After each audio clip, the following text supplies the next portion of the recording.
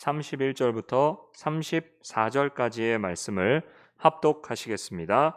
그러므로 염려하여 이르기를 무엇을 먹을까 무엇을 마실까 무엇을 입을까 하지 말라. 이는 다 이방인들이 구하는 것이라. 너희 하늘 아버지께서 이 모든 것이 너희에게 있어야 할 줄을 아시느니라. 그런즉 너희는 먼저 그의 나라와 그의 의를 구하라. 그리하면 이 모든 것을 너희에게 더하시리라. 그러므로 내일 일을 위하여 염려하지 말라. 내일 일은 내일이 염려할 것이요 한날의 괴로움은 그날로 족하니라. 아멘. 오늘 하나님 말씀 마태복음 6장 31절에서 34절에 있는 말씀으로 먼저 그의 나라와 의를 구하라 라는 제목으로 말씀의 은혜를 함께 나누고 이번 한 주를 출발하기 원합니다. 성도와 불신자의 구분을 짓는다면 보통 기독교인과 비기독교인으로 아주 쉽게 나눌 수가 있게 됩니다. 그럼 이 기독교인과 비기독교인하고 나누었을 때 그 기준은 뭐가 되느냐? 하나님에 대한 믿음인가? 믿음을 가지면 기독교인, 믿음을 갖지 않으면 비그리스도인인가라고 우리가 생각할 수가 있게 되죠. 표면적으로는 물론 맞지만 그 정답은 아니었음을 우리가 알게 됩니다. 한 50%만 맞다고 할 수가 있죠. 성도와 불신자 간의 가장 두드러진 차이가 무엇이냐고 묻는다면 바로 오늘 본문 말씀을 통하여 우리가 확인할 수가 있습니다. 즉 누가 성도고 누가 불신자인지를 알 수 있는 그러한 바로미터가 되는 기준점이 오늘 본문이라는 것이죠. 본문 우리 33절 말씀을 우리 다 함께 한번 합독하도록 하겠습니다. 자, 시작. 그런즉 너희는 그리하면 이 모든 것을 너희에게 더하시리라. 보십시오. 먼저 그의 나라와 그 일을 구하느냐 그렇지 않느냐가 성도와 불신자의 가장 두드러진 차이가 됩니다. 자, 그렇다고 먼저 그의 나라와 그 일을 구하라고 했다고 해서 그러면 목사님이 말씀하는 것이 결국 예배드리라는 소리구나. 기도하고 성경 보고 하나님 앞에 봉사하고 헌신하고 늘 교회에서 주일날 성소주의를 지키며 놀아도 교회에서 놀라고 하는 뜻이구나. 이렇게 생각할 수 있지만 그렇지가 않습니다. 그거는 역시 표면적인 그로 말미암은 결과에 따른 것이죠. 핵심은 그것이 아니라는 것이죠. 그럼 무엇일까? 성도와 불신자의 가장 두드러진 차이가 무엇일까를 알 수 있는 구약의 한 인물의 고백을 통하여 우리가 알 수가 있습니다. 그럼 구약의 누구를 통해 알 수 있느냐? 솔로몬 왕이죠. 솔로몬 왕이 그의 시편에서 이렇게 고백합니다. 시편 127편 1절에서 2절인데 역시 읽어볼까요? 자, 시작. 여호와께서 집을 세우지 아니하시면 헛되며 여호와께서 성을 지키지 아니하시면 파수꾼의 경성함이 허서로다. 너희가 일찍이 일어나고 늦게 누우며 수고의 떡을 먹음이 헛되도다. 그러므로 여호와께서 그 사랑하시는 자에게는 잠을 주시는도다. 오늘 이 말씀이 먼저 그의 나라와 그 일을 구하라는 이 말씀의 쉬운 성경의 인물의 고백이라고 할 수가 있습니다. 먼저 그의 나라와 그 일을 구하라는 어쩌면 좀 어려운 말씀일지 모르겠지만 이 어렵다고 하는 이 말씀을 푸는 것이 바로 이 솔로몬의 이 고백입니다. 자, 그럼 뭡니까? 한 가정이나 성을 올바르게 세우는 일을 누구라고 표현하고 있는지 보십시오. 여호와께서 집을 세우지 아니하시면, 즉 가장을 말합니까? 가장이 그 집의 가장 주권자를 말하는 것인가? 그렇지가 않다는 것이죠. 여호와께서 성을 지키지 아니하시면이라고 말합니다. 성주가 그 성읍의 주인인가? 주권자인가? 통치자인가? 그렇지가 않다는 거예요.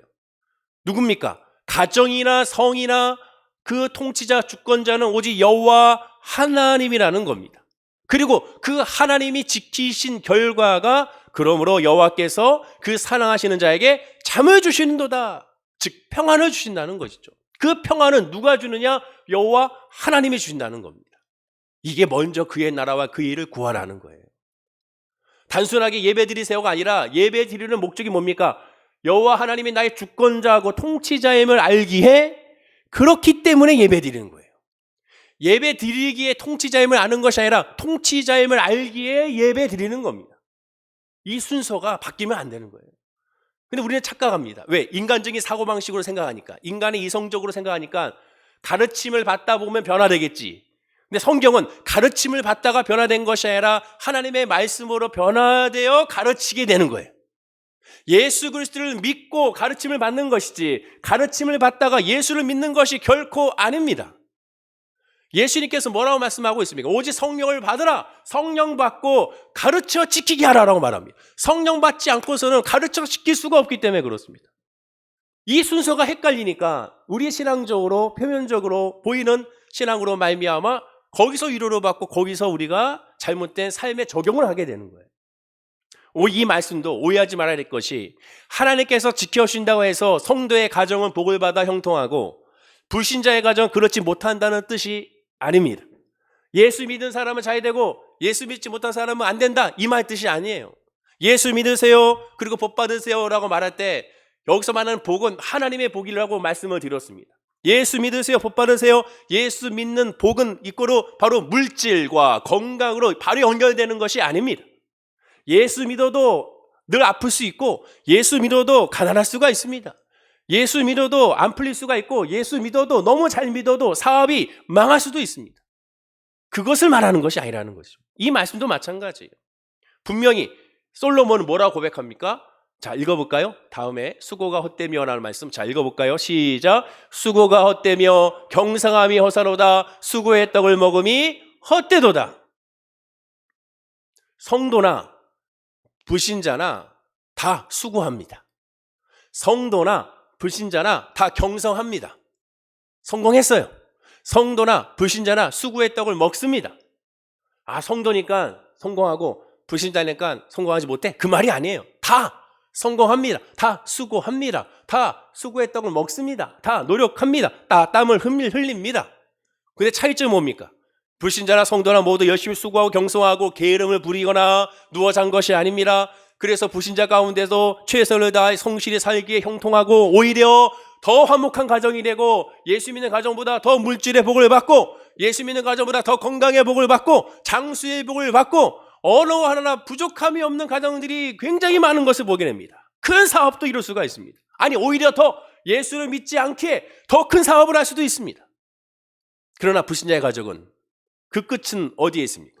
하나님을 주인으로 모시지 않기에 그 모든 것들이 다 수포로 돌아가죠. 헛것이 되고야 맙니다. 야고보서 4장 14절에 고백을 보십시오. 자, 읽어볼까요? 시작. 내일 일을 너희가 알지 못하는도다. 너희 생명이 무엇이냐? 너희는 잠깐 보이다가 없어지는 안개니라. 안개. 인생은 안개잖아요. 지금 여러분 가지고 있는 거 얼마나 갖고 있을 수가 있겠습니까? 주님이 부르실 때 다 놓고 가지 않습니까? 그래서 우리가 흔한 말로 태어날 때는 주먹 쥐고 태어나고 주님께 갈 때는 주먹 펴고 한다고 하지 않습니까? 다 놓고 가는 거잖아요. 가져갈 수 없죠. 명예도, 돈도, 건강도, 또한 가지고 있는 모든 취미생활에 가졌던 모든 그 비싼 장비 같은 것들도 결국 다 놓고 가는 것이죠. 헛것이 되는 겁니다. 세상에서 가장 지혜로웠던 솔로몬도 이스라엘 역사상 가장 큰 부귀 영화를 성취했던 이 솔로몬은 인간의 지혜와 능력만으로 해아래 이뤄낸 것은 다 허사다, 헛것이다 라고 말합니다. 얼마나 헛되다고 얘기했냐면 무려 5번에 걸쳐서 헛되고 헛되도 헛되니 헛되도다 라고 말하는 것을 보게 되죠. 그렇습니다. 바로 이 점이죠. 성도와 불신자의 진짜 차이점은 교회 다니느냐 교회 다니지 않느냐 이게 아닙니다. 뭡니까? 삶의 주권자가 하나님이냐 아니냐, 하나님이냐 나냐, 이 차이입니다.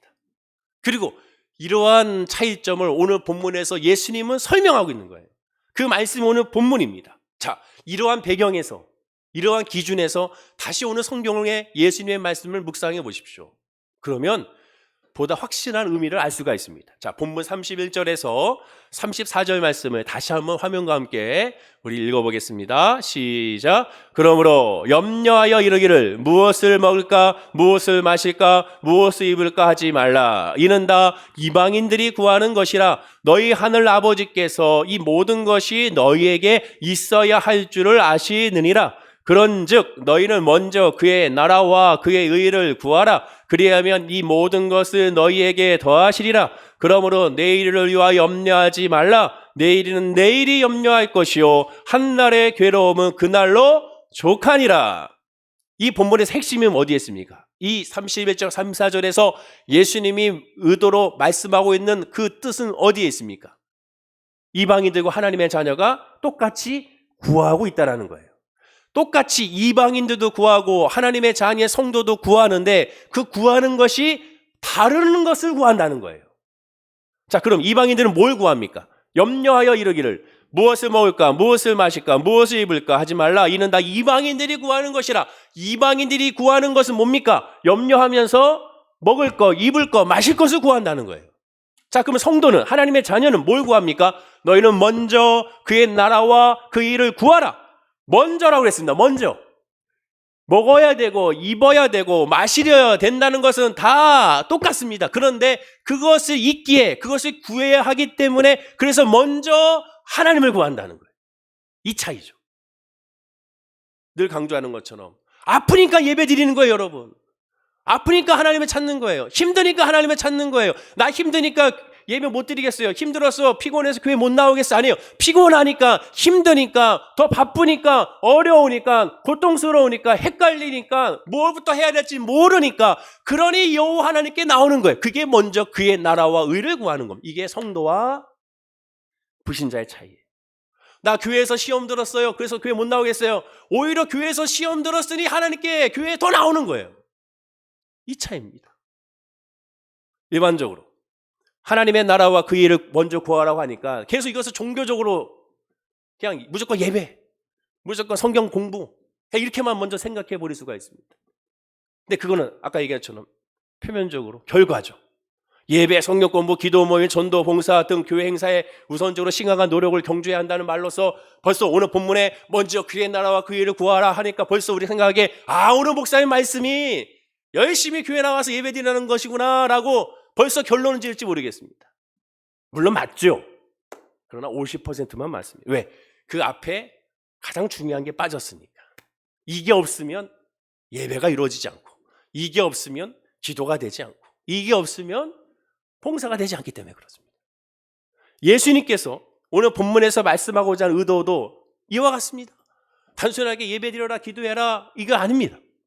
가장 먼저 예수님께서 강조하고 있는 것을 알아야죠. 그럼 뭘 해야 됩니까?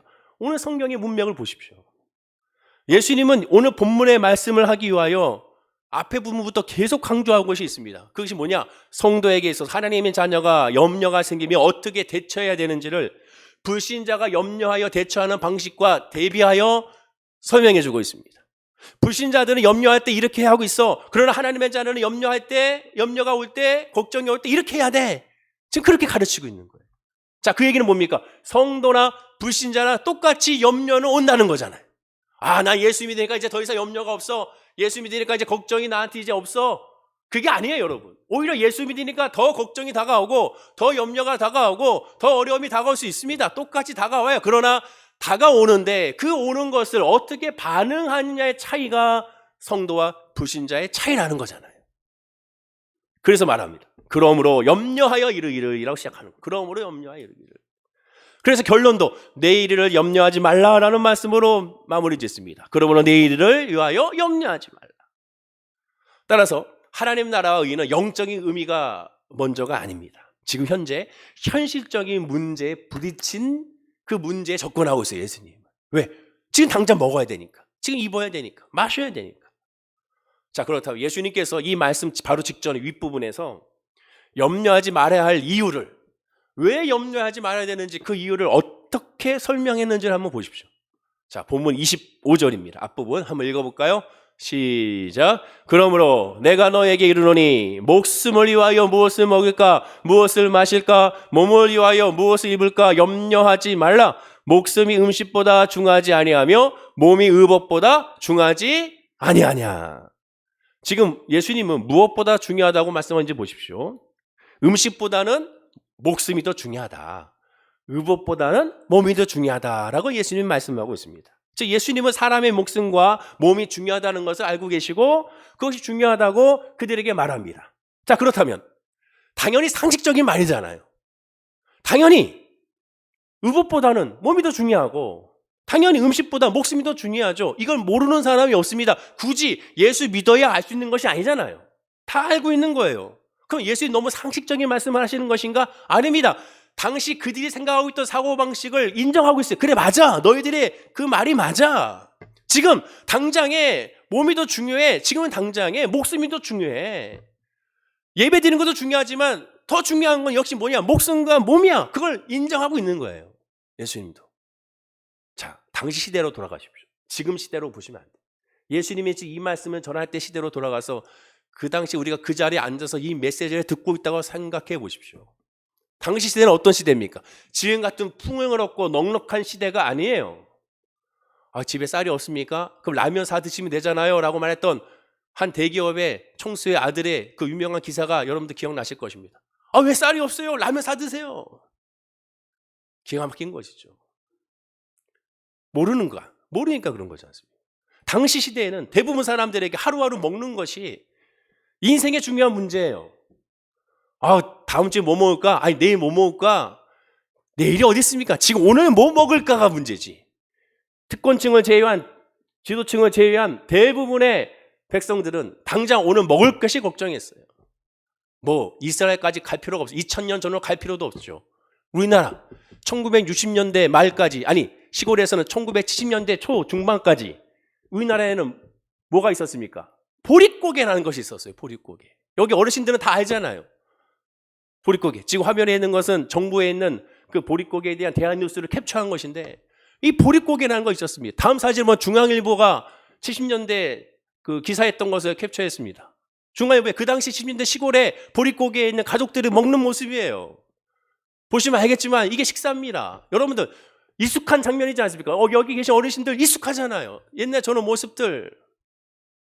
보릿고개가 뭡니까? 묵은 곡식이 떨어지고 보리가 아직 여물지 않아 농가의 식생활에서 가장 어려움을 겪게 되는 음력 4월과 5월경을 이른다고 사전에 말합니다. 처음 여름 보리 수확 때까지 그래서 견뎌야 했죠. 그때까지는 먹을 것이 없어서 대개 풀뿌리나 나무 껍데기로 끼니를 때운다고 했습니다. 또한 미군 부대가 옆에 있으면 그나마 다행이라고 하죠. 왜? 미군 부대에서 계속 기다리면 아이들이 기다리다 보면 거기서 꿀꿀이 죽이라도 갖다 주니까 뭔가 시리얼이라도 갖다 주고 그 시리얼을 열심히 끓여가지고 애들이 죽처럼 끓여 먹는다고 하지 않습니까? 여기 계시는 어르신들은 다 알고 있지 않습니까?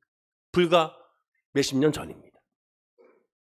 진성이라는 가수가 본인이 어린 시절에 그 보릿고개를 생각하며 노래를 불렀잖아요. 보릿고개라는 노래로.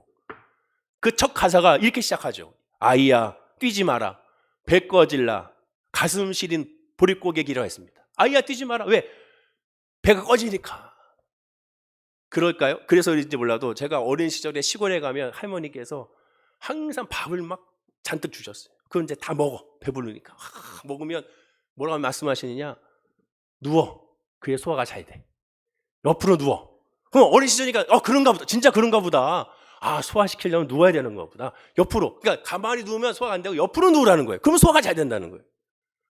근데 그때 그런 줄 알았어요. 근데 지금 그렇게 합니까? 누워있으면 뭐라고 하잖아요. 자, 소화 잘 시키려면 밥 잘 먹으면, 점심 잘 먹으면 여름 어떻게 합니까? 한 바퀴 돌아야죠. 당시에는 뭐든지 얘기했어요. 야, 가만히 있어. 그게 소화가 잘 되는 거야. 왜? 배 꺼질까 봐. 당시에는 먹는 것이 가장 큰 일이었습니다. 무엇을 먹을까가 진짜 큰 일이었어요. 당연히 예수님도 그들의 어려운 처지를 모르고 하신 말씀이 안다는 거예요. 알아. 알고 있어. 자, 그런데 봐라. 본문 26절에 이렇게 말합니다. 자, 읽어볼까요? 시작. 공중의 새를 보라. 심지도 않고 거두지도 않고 창고에 모아들이지도 아니하되 너희 하늘 아버지께서 기르시나니 너희는 이것들보다 귀하지 아니하냐. 공중의 새와 들의 백합화를 봐. 백합화 보십시오. 사진을 보시면 얼마나 이쁩니까? 저 백합화를 봐라. 그들이 살아가는 모습을 봐라. 그것들이 살아가는 모습을 봐라. 때가 되면 새는 심지도 거리지 않고 천국에 모이지 아니했는데도 불구하고 때가 되면 그들은 알아서 먹고 살고, 꽃은 수고도 길쌈도 하지 않는데 알아서 꽃이 피고 꽃이 지고 또한 단풍이 들고 또한 새싹이 올라오는 것을 발견하게 되죠. 다 하나님께서 먹이시고 입히신다는 겁니다. 말하자면 새와 꽃들이 염려하는 모습을 한 번이라도 본 적이 있냐는 거예요. 우리 교회 주변에 있는 새들 보십시오. 염려합니까? 나 염려해가지고 오늘 뭐 먹지 염려되니까 어떡하지? 그래서 기죽어가지고 가만히 둥지에서 뭐 먹지? 오늘 어떡하지? 이런 새 봤어요? 참새 봤습니까? 아침에 새벽 예배 끝나고 집으로 돌아갈 때 보면 엄청 시끄럽습니다. 아침에. 그러면 짹짹거리는 이유가 뭐예요? 뭐 먹지? 야, 뭐 먹어? 오늘 뭐 먹어? 야, 뭐 먹어야 돼? 그 소리입니까? 아니잖아요. 지저귀면서 그들은 뭐 합니까? 열심히 먹이를 찾으러 다니죠. 그렇다면 왜 이들이 염려하지 않습니까? 생각이나 말을 아예 못하기 때문에 그런가? 종교성, 도덕성, 영성이 없기 때문에 그런가? 물론 그럴 수도 있겠죠. 그러나 정답이 아니죠. 답은 성경에 말하죠. 예수님이 뭐라고 얘기합니까? 그들이 염려하지 않는 이유. 자, 읽을까요? 시작. 너희 하늘 아버지께서 기르시나니. 하나님께서 계신다. 상관없이, 염려와 상관없이, 문제와 상관없이 하나님의 강하고 의로운 손에 완전히 붙잡혀 있기 때문이라고 분명히 말하고 있습니다. 새의 경우를 보십시오. 염려하는 것이 아니라 먹을 것을 찾으러 다니는 것이 그들에게 먼저입니다. 염려하기 전에 먼저 찾으러 다녀요. 새벽에 열심히 찾으러 다닙니다. 이와 같이 새와 꽃도 하나님이 그렇게 붙들어 주시는데 하물며 인간인, 아니 성도인 저와 여러분들은 하나님이 그냥 내버려 두시겠냐라고 말하고 있습니다. 불신자들에게는 그런 믿음이 전혀 없으니 염려하는 건 당연하지만 왜 너희는 그러냐는 거예요. 하나님이 계시니까, 하나님이 나의 아버지시니까 그것을 확신한 채 나가야죠. 심지어 저 미물도 열심히 나가서 먹이를 찾으니까 우리도 그 믿음으로 확신을 가지고 나가서 열심히 두드리고 구하고 찾아야 된다고 말씀하고 있는 겁니다. 따라서 하나님의 나라와 그의 의를 구하는 가장 근본적인 의미가 뭐냐? 먼저 예배하세요가 아니라 예배 드리는 이유가 뭡니까? 확신이에요. 하나님은 나의 아버지이기 때문에 예배하는 거죠.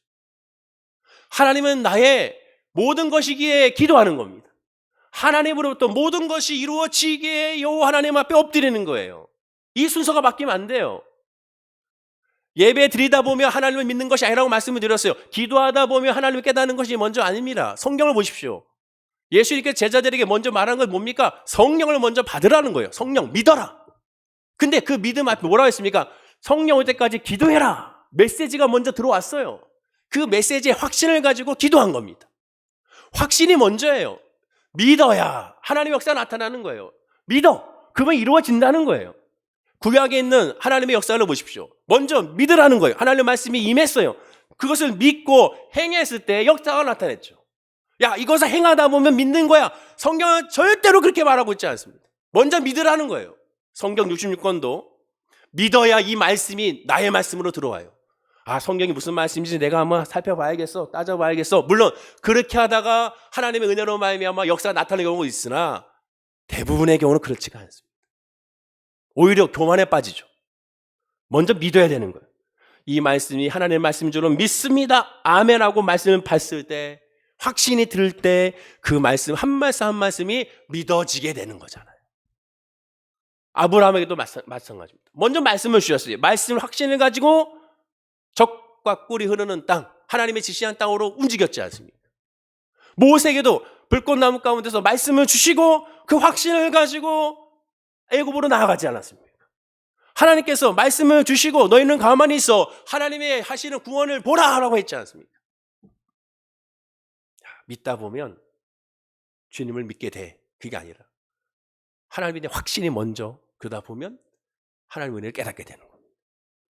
그 순서가 바뀌면 안 돼. 예수님은 먹고 마시고 입은 것을 이는 다 이방인들이 구하는 것이다 라고 얘기했습니다.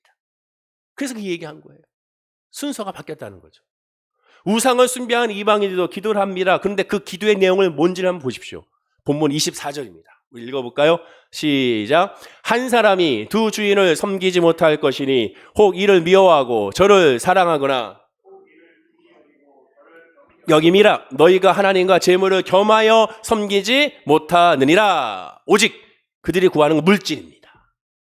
왜 예배드립니까? 물질 때문에 예배드리는 거예요. 왜 기도합니까? 물질 때문에 기도하는 거예요. 왜 봉사합니까?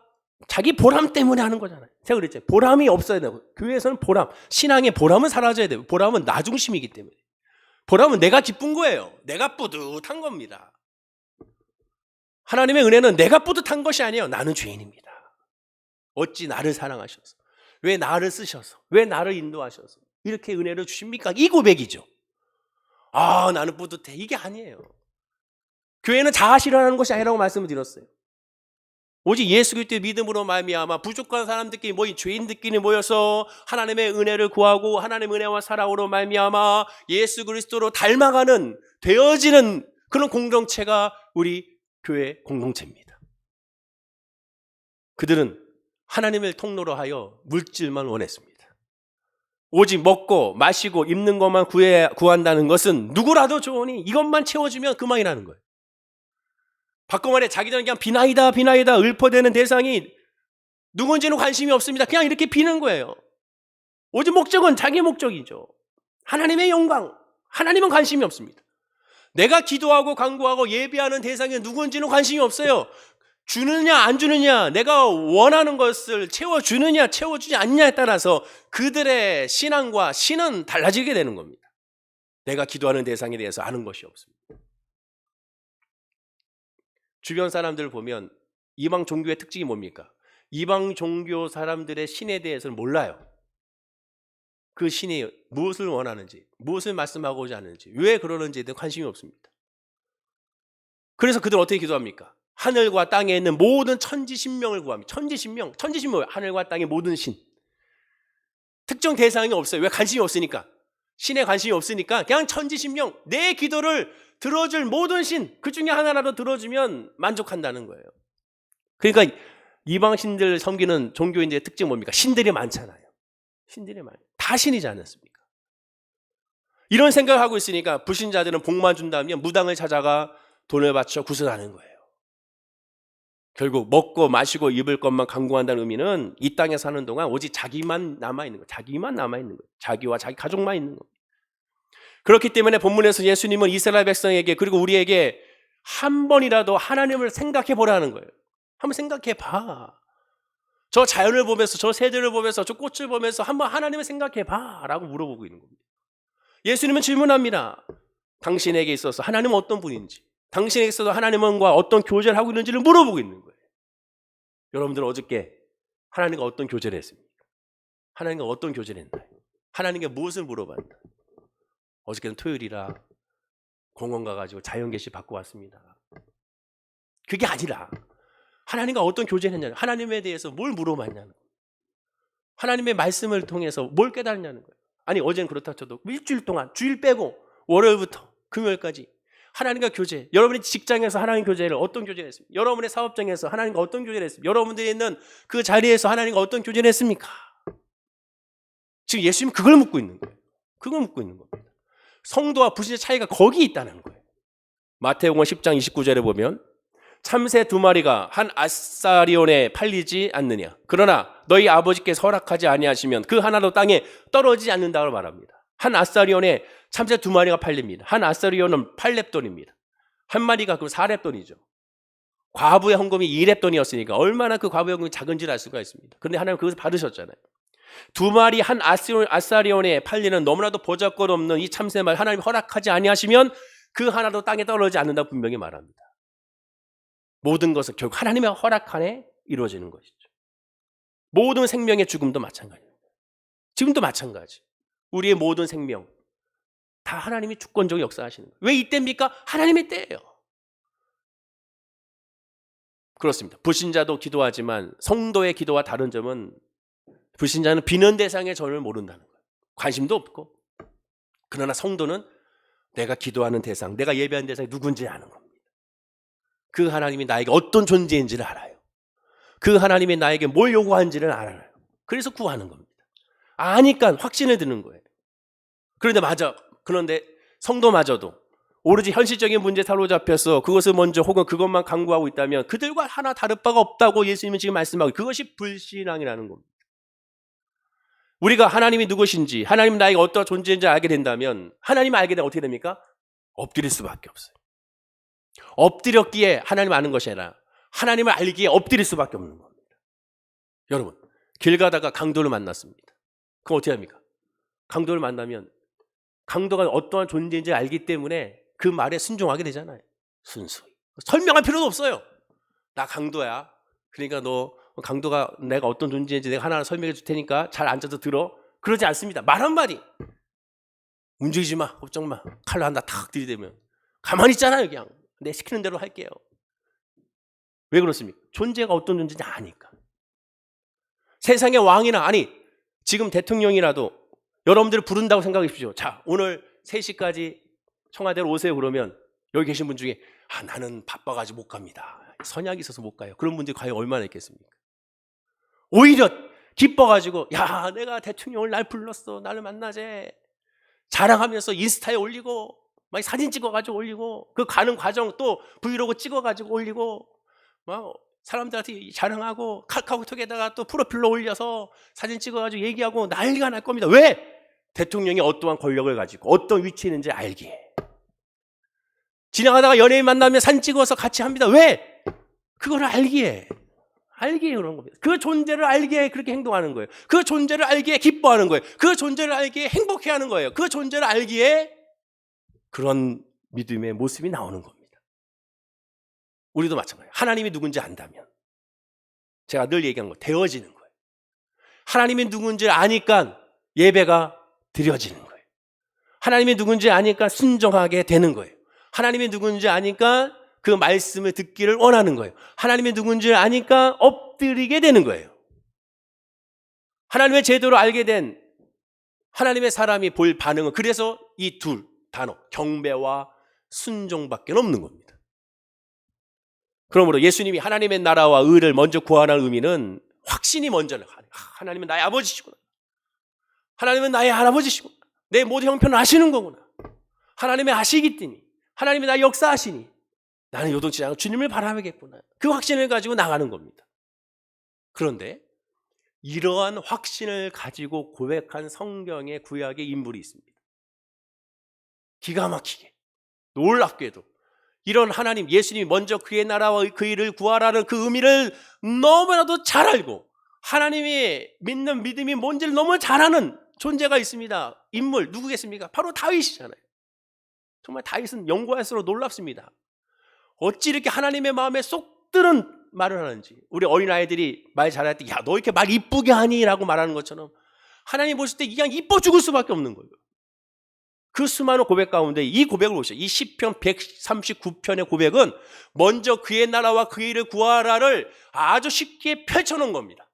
자, 그럼 139편 다 읽을 수는 없고 1절에서 10절까지만 제가 읽어드릴 테니까 눈으로 함께 화면으로 읽어보시기 바랍니다. 여호와여, 주께서 나를 감찰하시고 하셨나이다. 주께서 나의 앉고 일어섬을 하시며 멀리서도 나의 생각을 통촉하시오며 나의 길과 눕는 것을 감찰하시며 나의 모든 행위를 익히 아시오니 여호와여, 내 혀의 말을 알지 못하는 것이 하나도 없으시나이다.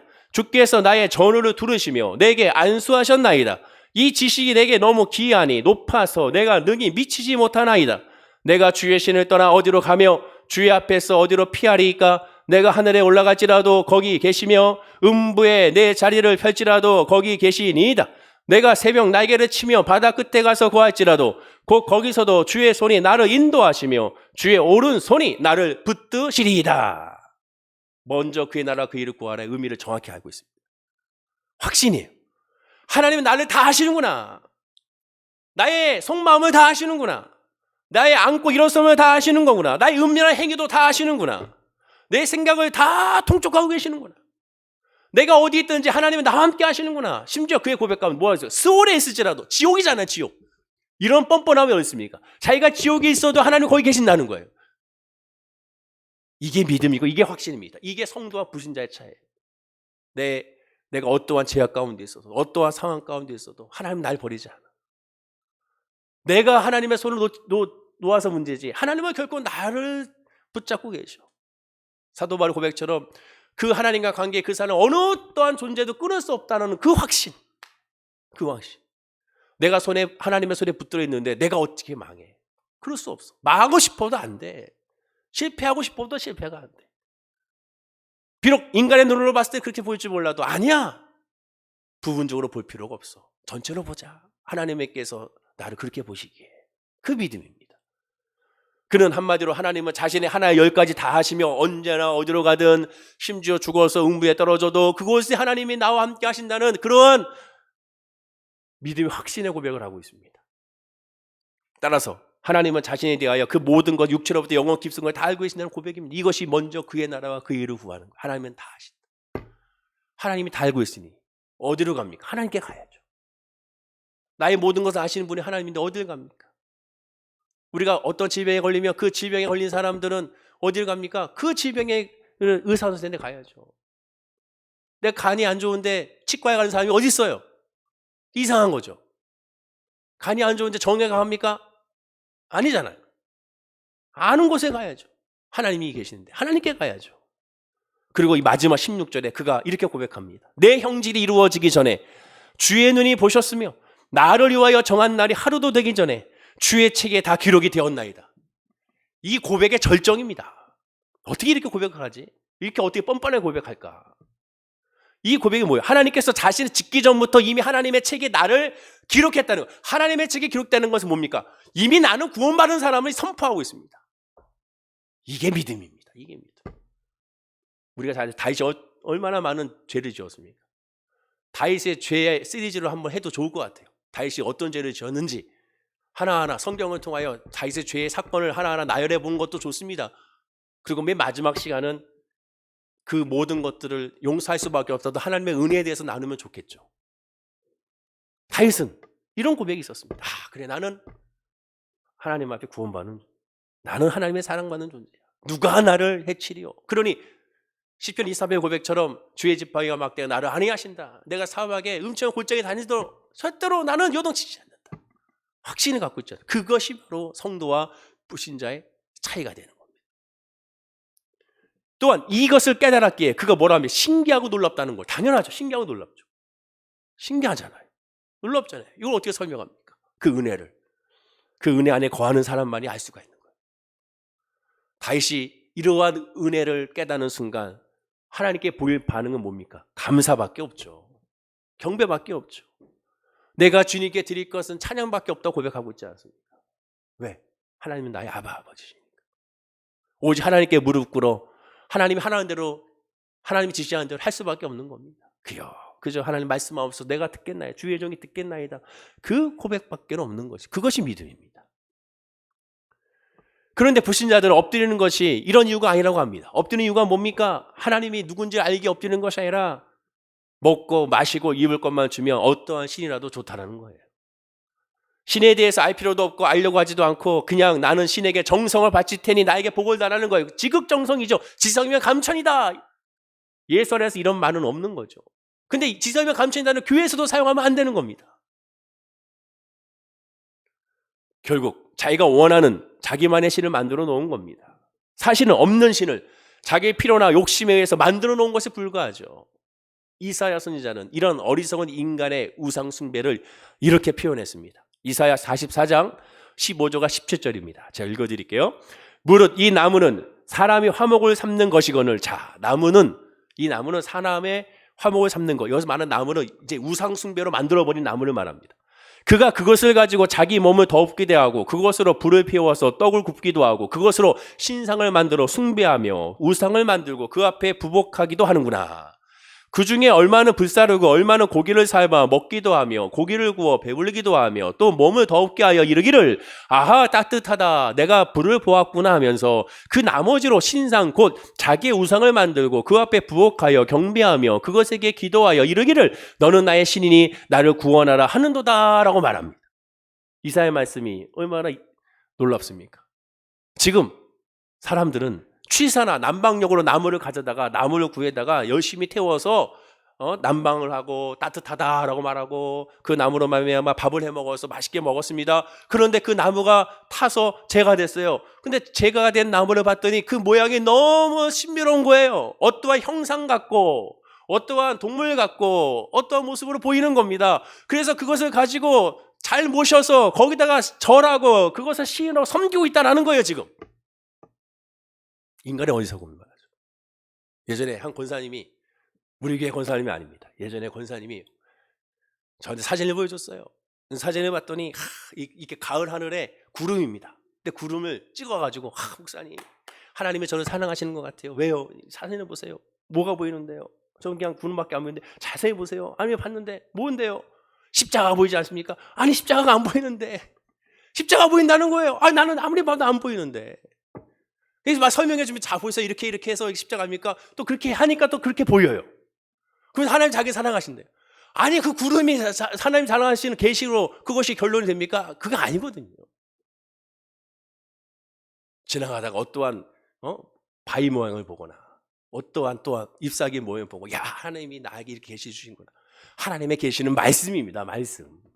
어떠한 계시나 환상도 성경에 있는 말씀으로 뒷받침되지 않으면 쓸모없는 거예요. 성경 인물을 보십시오. 하나님께서 꼭 말씀으로 역사하셨습니다. 이르시되, 임하여 이르시되, 가라사대, 말씀이에요, 말씀. 행여나 또 혹시 여러분들 가운데 그런 이상한 현상이라고 찍어가지고 막 하나님 사랑하는 그런 생각이 있으면 다 지워버리시기 바랍니다. 아니에요, 아니에요. 이방인이 먹고 마시고 입을 것을 달라고 비는 대상이 바로 이런 것들입니다. 자기들의 만든 형상이에요. 자기들이 요구한 형상이죠. 신명기 5장 8절에 하나님은 십계명을 통해 분명히 말씀합니다. 자, 읽어볼까요? 시작. 너는 자기를 위하여 새긴 우상을 만들지 말고 위로 하늘에 있는 것이나 아래로 땅에 있는 것이나 땅 및 물속에 있는 것에 어떠한 형상도 만들지 마며 라고 말합니다. 자기를 위한 우상을 만들지 마라. 자기를 위한 거예요. 자기를 위한 거. 우상은 자기를 위한 겁니다. 하늘에 있는 것과 땅에 있는 것, 즉 뭡니까? 천지신명을 만들지 말라는 거잖아요. 근데 대놓고 우리는 천지신명께 비고 있습니다. 그게 불신자의 특징이라는 거예요. 신을 위한 것이 아니에요. 자기를 위한 겁니다. 우리는 어떻습니까? 하나님을 아는 자는 하나님을 위한 거예요. 주께서 원하시면 내가 가리이다. 우리 찬양 부르잖아요. 주님이 원하시면 내가 나아가리이다. 주께서 원하시면 내가 내려놓나이다. 근데 막상 내려놔도 못 내려놓는 거예요. 하나님의 뜻이라면, 하나님의 영광을 위해서. 그게 믿음이고 하나님을 알아가는 성도의 모습이라 할 수가 있습니다. 그 하나님을 알기에 우리는 하나님을 찬양할 수밖에 없죠. 시편 8편 1절처럼 여호와 우리 주여 주의 이름이 온 땅에 어찌 그리 아름다운지요 주의 영광 하늘 위에 두셨나이다. 시편 60편 4절처럼 온 땅이 주께 경배하고 주를 찬양하며 주의 이름을 찬양할지어다. 시편 138편 30절 해와 달과 알아 찬양하며 광명한 별들아 찬양할지어다. 하늘의 하늘로 찬양하며 하늘 위에 있는 물들도 찬양할지어다. 그것들이 여호와의 이름을 찬양할 것은 저가 명하심에 지음을 받았음이로다. 저가 또 그것들을 영영히 세우시고 패치 못할 명을 정하셨도다 라고 말합니다. 하나님을 아는 자는 다 감사가 되고 모든 것이 찬양이 되는 겁니다. 하나님을 찬양할 수밖에 없기 때문에, 하나님 앞에 엎드릴 수밖에 없기 때문에 그렇습니다. 이와 같이 하나님을 아는 성도와 불신자에게 똑같이 염려가 다가오지만, 걱정이 다가오지만 그 결과는 그것도 또 다를 수밖에 없죠. 불신자는 그 문제가 해결되어야만 염려와 불만이 없어집니다. 그러나 성도는 그 전에 이미 염려와 불안이 사라집니다. 응답이 되고 안 되고가 이제는 중요치 않기 때문에 그렇습니다. 염려와 걱정과 근심으로 말미암아 결국 하나님의 주권자인 안에 있음을 알기에 하나님께 엎드려서 기도했더니 그 모든 것은 사라지고 오직 주만 남습니다. 걱정, 염려 사라지고 주만 남습니다. 구속한 주만 보이게 되는 거예요. 세상 것은 다 간 곳 없고 오직 구속한 주만 보이도다 라는 찬양의 가사처럼 주만 보이는 거예요. 주만 보이는. 그리고 감사가 넘쳐나는 거예요. 왜? 하나님이 어떤 분인지 아니니까. 다윗처럼 하나님이 자신에게 그것들이 필요한지를 아시고 또한 계신다는 사실 확신하니까. 호세아 선지자가 이스라엘 백성이 망하는 이유를 이렇게 말합니다. 호세아 4장 6절이에요. 자, 읽어보겠습니다. 시작. 내 백성이 지식이 없으므로 망하는도다. 내가 지식을 버렸으니 나도 너를 버려 내 제사장이 되지 못하게 할 것이요. 내가 내 하나님의 율법을 잊었으니 나도 내 자녀들을 잊어버리리라. 백성이 지식이 없다. 지식 때문에 없어서 망하는 거. 믿음이 없어서 망한다고 하지 않았습니다. 지식, 하나님을 알려고 하지 않았다는 거예요. 그래서 뭐라면 힘써 여호와를 알자라고 하지 않습니다. 하나님 좀 알라는 거예요. 하나님 어떤 분인지를 교제하는 거예요. 자, 그 하나님 알고자 하는 것이 뭡니까? 그게 예배잖아요. 이게 주일 예배를 통하여. 여러분 성경 말씀을 묵상하면 하나님을 알려는 겁니다. 하나님 나에게 하나님의 뜻을 알려주시고 하나님의 마음을 알려주십시오. 그게 성도입니다. 그것을 알기에 염려와 걱정과 근심에서 해방되고 자유케 되는 거예요. 자, 말씀을 정리하겠습니다. 오늘날 하나님을 모르는 성도들이 많습니다. 아니, 알려고 하지 않습니다. 왜? 당장 바쁘고 살기 힘들기 때문에? 물론 그럴 수도 있죠. 세상적인 모임이 많고 취미도 많기 때문에? 물론 그럴 수도 있습니다. 근데 진짜 이유는 뭘까요? 로마서 1장 21절과 23절에 말해줍니다. 제가 읽어드릴게요. 하나님을 알되 하나님을 영화롭게도 아니하며 감사하지도 아니하고 오히려 그 생각 허망하여지며 미련한 마음이 어두워졌나니 스스로 지혜 있다 하나 어리석게 되어 썩어지지 아니하는 하나님의 영광을 썩어질 사람과 새와 짐승과 기어다니는 동물 모양의 우상으로 바꾸었느니라 합니다. 왜 그렇습니까? 우상으로 바꿨기 때문에 그렇다는 거죠. 우상의 목적이 뭡니까? 자기를 위한 거라고 하잖아요. 왜 하나님을 알려고 하지 않습니까? 나한테 유익이 안 된다고 생각하기 때문에 그렇습니다. 세상의 관계가 어떻습니까? 자기에게 유익이 되면 관계 형성을 열심히 하잖아요. 어떤 자리에 있었을 때, 그 자리에 있을 때는 이 사람 저 사람이 찾아오고 선물도 주고 하지 않습니까? 어떻게든 친해지려고 하고. 근데 그 자리에서 은퇴하거나 내려오면 언제 그랬냐는 듯이 그 사람들은 찾아오거나 만나지고 않고 연락해도 별로 반가워하지 않습니다. 왜? 목적은, 나와 교제하고자 하는 목적은 그 자리에 있었기 때문에 유익을 추구하는 거잖아요. 하나님을 믿는 믿음도 혹 그와 같다면 그게 불신자와 차이가 없는 거예요. 우상 섬기는 것과 똑같습니다. 나는 하나님을 예배하고 기도하는 목적이 내 문제를 해결하기 위해서입니다. 내 이 질병을 치료받기 위해서입니다. 이 모든 목적이 나의 삶의 형통을 위해서입니다 라고 한다면 진정한 그리스도인이 아닙니다. 혹 그런 모습으로 주님 앞에 왔을지라도 주님을 만나는 순간 변화되기 때문에 그렇습니다. 그 끝은 그것이 아니라 하나님 때문에 그렇습니다. 그 은혜 때문에 그렇습니다. 은혜로 말미암아 그렇습니다. 은혜로다라는 고백이 나옵니다. 늘 입에서 은혜라는 말밖에 나올 수밖에. 왜? 그거 말고는 다른 표현의 언어가 생각나지 않기 때문에 그렇습니다. 제3, 제사 강조하지만 하나님 나라와 그의 의를 너무 경건하고 고상하고 신령한 측면에서 따지지 않아야 됩니다. 간단합니다. 하나님에 대한 확신이 있느냐 없느냐 그것만 확인하면 됩니다. 좀 더 알기 쉽게 말하면 내일 먹고 마실 일로 염려 불안에 들면 공중에 나는 새와 들의 백합반을 바라보며 하나님 어떤 분이 잠시만 진지하게 생각해 보라는 겁니다. 나에게서 하나님 어떤 분인가 다시 한번 묵상해 보라는 거죠. 그리고 하나님을 알고 나아가게 되면 염려하다가도 염려가 사라지고 희한하게 기이하게 다윗과 같이 하나님을 감사하게 되고 찬양하게 되고, 그리고 알 수 없는 내 마음의 희망과 소망으로 말미암아 아무것도 쥐어지지 아니하고 아무것도 보이지 않고 아무것도 들리지 않는데도 불구하고 할렐루야 아멘이 나오게 되는 겁니다. 그래서 하나님이 어떤 길로 인도하든 때로는 굶기고 환난에 처하든 반대로 풍요와 안락을 누리든 상관하지 않게 되는 거예요. 오직 주의 은혜만 있기를 사모하고 하나님의 믿음만 있기를 사모하게 되는 겁니다. 그리고 나의 가는 길이 과연 주님의 길인지만 점검하게 되는 거예요. 그것을 가장 두려워하게 되는 겁니다.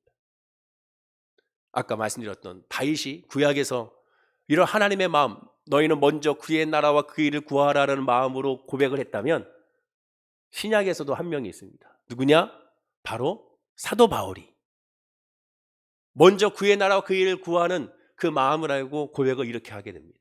마지막으로 사도 바울의 고백을 읽고 우리 마치겠습니다. 우리 한번 읽어볼까요? 빌립보 4장 9절에서 13절입니다. 시작. 너희는 내게 배우고 받고 듣고 본 바를 행하라. 그리하면 평강의 하나님이 너희와 함께 계시리라. 내가 주 안에서 크게 기뻐함은 너희가 나를 생각하던 것이 이제 다시 싹이 남이니 너희가 또한 이를 위하여 생각을 하였으나 기회가 없었느니라. 내가 궁핍함으로 말하는 것이 아니니라. 어떠한 형편인지 나는 자족하기를 배웠노니 나는 비천에 처할 줄도 알고 풍부에 처할 줄도 알아. 모든 일 곧 배부름과 배고픔과 풍부와 궁핍에도 처할 줄 아는 일체의 비결을 배웠노라. 내게 능력 주시는 자 안에서 내가 모든 것을 할 수 있느니라. 이 말씀이 뭡니까?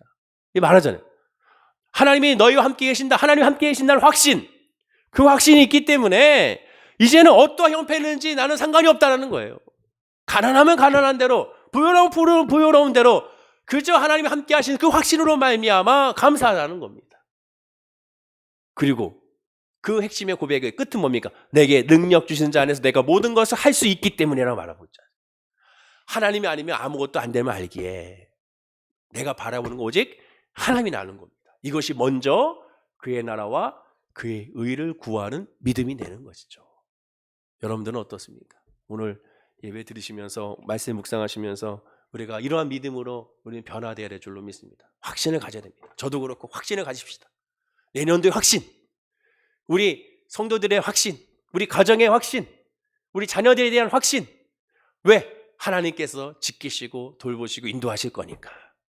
포기하지 말고 그 확신을 가지고 하나님께 아뢰고 하나님께 내어 맡긴다면 다윗이 고백한 것처럼 기이하다, 묘하다, 놀랍다라는 고백이 우리 있을 가운데 늘 터져 나오게 될 줄로 믿습니다. 기도하겠습니다. 아버지 하나님 감사합니다. 먼저 그의 나라와 그 일을 구하는 우리 모든 성도님들이 다르게 하여 주옵소서. 확신을 갖게 하여 주옵소서. 하나님은 나의 아버지라는 확신을 갖게 하여 주옵소서. 힘듭니다. 눌립니다. 아픕니다. 고통스럽습니다. 뭐부터 해야 될지 모르겠습니다. 무엇을 결단해야 될지도 모르겠습니다. 어느 길로 가야 될지도 모르겠습니다. 그러니 하나님에 대한 확신이 나에게 있게 하여 주옵소서. 그 확신 가지고 우리가 걸어가는 그 길에 하나님 함께 하심을 확신하게 하여 주옵소서. 그래서 동으로 가든 서로 가든 남으로 가든 부로 가든 어느 곳에 가는 것 중요한 것이 아니라 늘 하나님 함께하기에 어느 곳에든지 늘 합력하여 선을 이룬다는 믿음의 고백이 우리 모든 성도님들의 고백이 되게 하여 주시옵시고, 내게 능력 주지 안에서 내가 모든 것을 할 수 있기에 하나님의 능력을 소원하고 하나님의 은혜를 소원하고 하나님의 말씀을 소원하고 하나님의 뜻을 소원하고 하나님의 마음을 소원하고 나가는 그런 믿음의 고백, 먼저 그의 나라와 그 일을 구하는 고백이 우리 성도님들에게 있게 하여 주옵소서. 감사드리며 예수님의 이름으로 축복하고 기도드립니다. 아멘. 우리 말씀을